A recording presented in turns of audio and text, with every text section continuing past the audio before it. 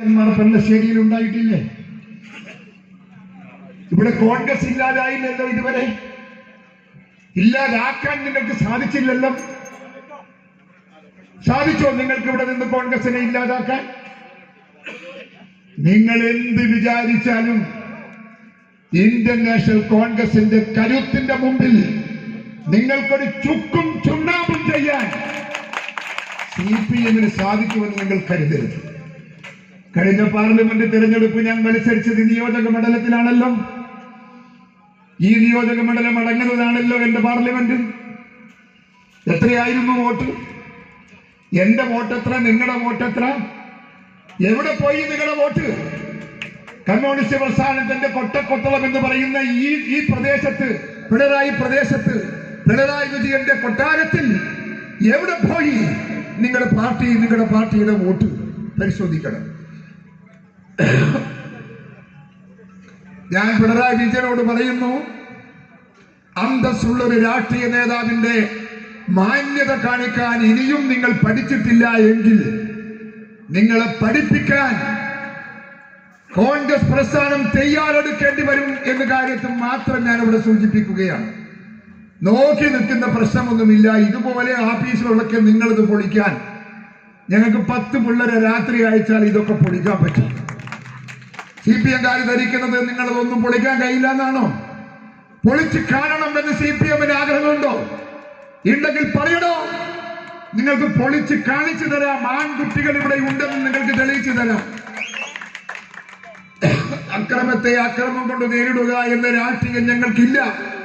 പക്ഷേ എങ്കിൽ പോലും അത് ആവശ്യമാണ്, അനിവാര്യമാണെന്ന് നിങ്ങൾ പറഞ്ഞാൽ ആ ആവശ്യകതയുടെ മുമ്പിൽ ഞങ്ങൾ തലകുനിക്കില്ല എന്ന് ഇവിടുത്തെ ഇടതുപക്ഷത്തിന്റെ ആളുകളെ ഞങ്ങൾ ഓർമ്മിപ്പിക്കുകയാണ്.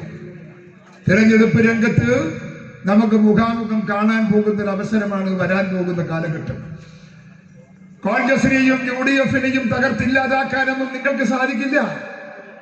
നിങ്ങളുടെ പ്രസ്ഥാനത്തിനോ നിങ്ങളുടെ മുന്നണിക്കോ ജനാധിപത്യ സംവിധാനത്തിലെ രാഷ്ട്രീയ പ്രസ്ഥാനങ്ങളുടെ അസ്തിത്വം ഇല്ലാതാക്കാൻ നിങ്ങൾ ആര് വിചാരിച്ചാലും നടക്കില്ല എന്ന് ഇവിടുത്തെ CPM-കാരെ ഞാൻ ഓർമ്മിപ്പിക്കുകയാണ്.